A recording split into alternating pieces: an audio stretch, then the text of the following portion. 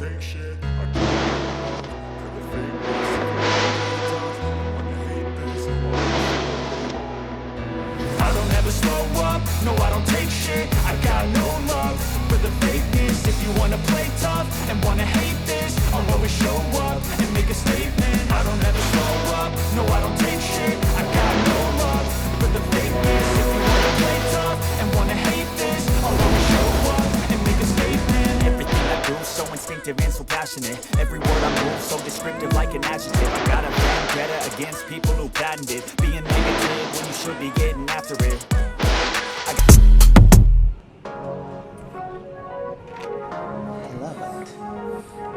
Aking bansa. Initan ko ang handa, ngunit inaapi ako, pinataboy ako na parang hindi Pilipino. Nasa ibang bansa. Pilipino ako, ngunit nasa Qatar ako ngayon.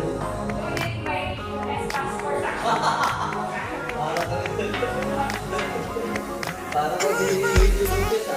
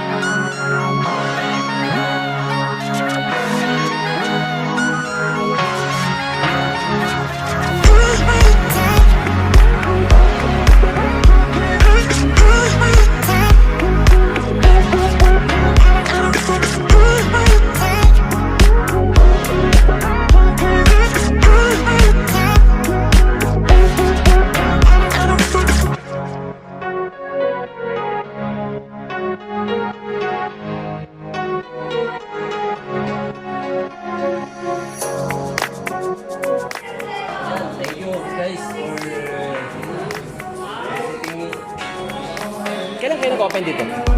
Kailan kayo nag-open? Last year. Talagang hindi na pupunta rito eh. Sabi ka nga, dati ko makatambay dyan sa kabila. Sa Limonte. Limonte pa before. Pagka minsan pagkagaling sa bahay, dito ako tuloy sa pizza. Dati yung team namin doon din nag-gym.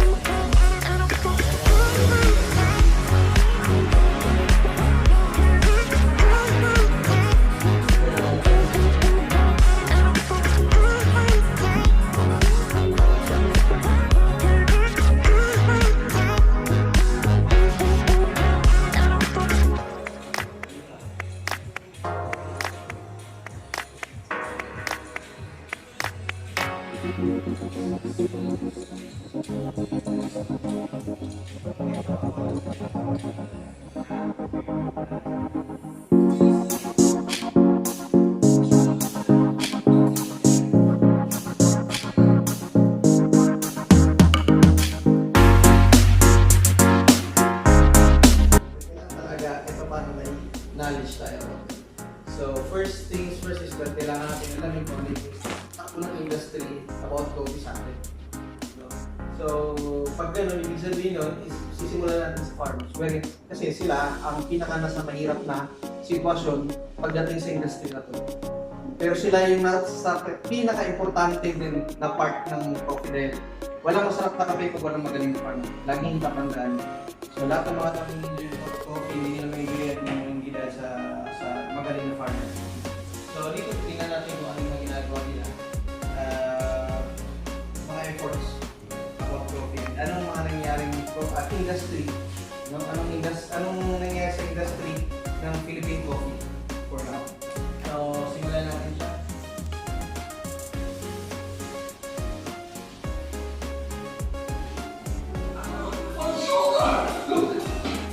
The audience attracted by artificial sugars have hacked the mountain of fake coffee to delicious but more for the human health.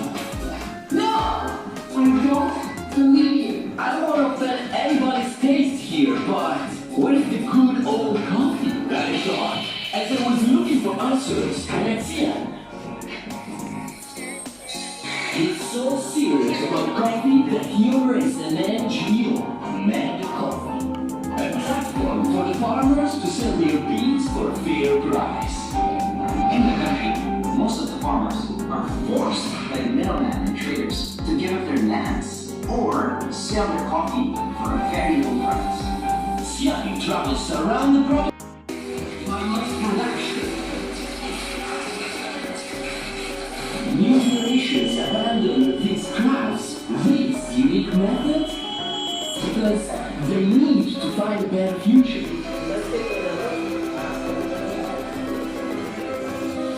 But still today, the country is one of the few that has plantations able to produce all the 4 varieties of coffee. People are aware. Rewind muna. Naalala niyo yung road blues sa Baguio? Yung pag-isip ka Sir Mark, Sir Jello, and the rest of the gang? Andun si Miss Gemma, right? At one point, she was overcome with emotion when talking about Cordillera Coffee. The truth of the matter, we have the coffee here. We have the best beans here. However, the people, the farmers, the co-ops, they do not know anything about their coffee. They do not know the potential of what their coffee can be. Nakakalungkot, pero totoo eh.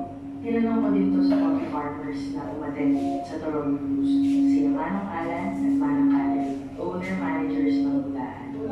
Aware na ba sila noon na kaya pala nilang mag-produce ng specialty grade coffee sa farm nila? For me, ilang taon na akong barista pero before hindi ko talaga alam kung ano ba talaga yung coffee. Saan siya nagmula, paano siya pitasin, ano yung itsura ng coffee taste. Okay, so we're bringing a lot of coffee professionals now and baristas para sila mismo malaman nila kung ano yung mistake ng mismo mga farmers and kung anong meron sa origin. Panahon na para i-bridge ang gap. Panahon na para makita ng barista kung gaano napakalaki ang effort ng coffee farmer sa pag-produce ng specialty coffee. Dito sa Mudaan ni Bangidjan, magaganap ang kauna-unahang Barista Coffee Farm Tour and Workshop ng Coffee Connects.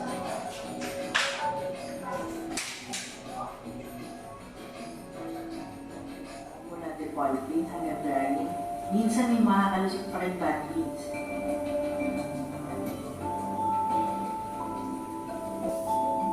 Hindi ito performance art. Tunay na buhay ito. Kasama to sa proseso para ma-ensure na ang ihahatid na green beans ay ang best of the best.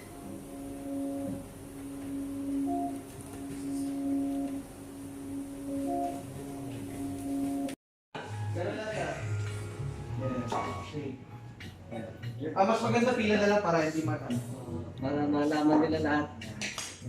Shoutout kay Start dito, Lagan, papunta dun. Mayano. Thank you sir sa pagtambay ko. Yun. Si Master Jerome. Yes, Master Jerome. Soon, mayroon na tayong 90 plus. Hindi hindi malabo yan. Shoutout dyan, Master Jerome. Sir Frank, kamusta?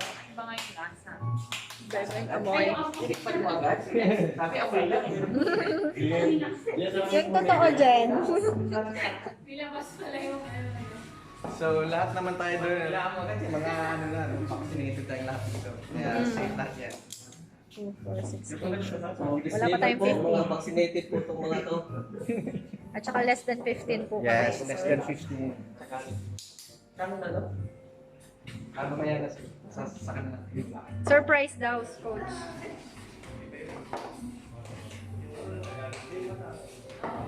Si Wilson Puntanos.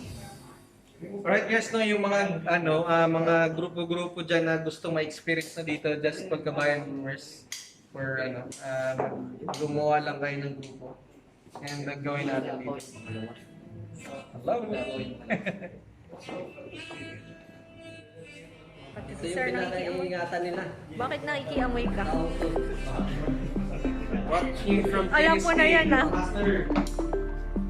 Shout out dyan sa KSA, mga barista natin kapatid. Si Pantona, si Jan Master. Alos. Master Frank, balik ka na rito.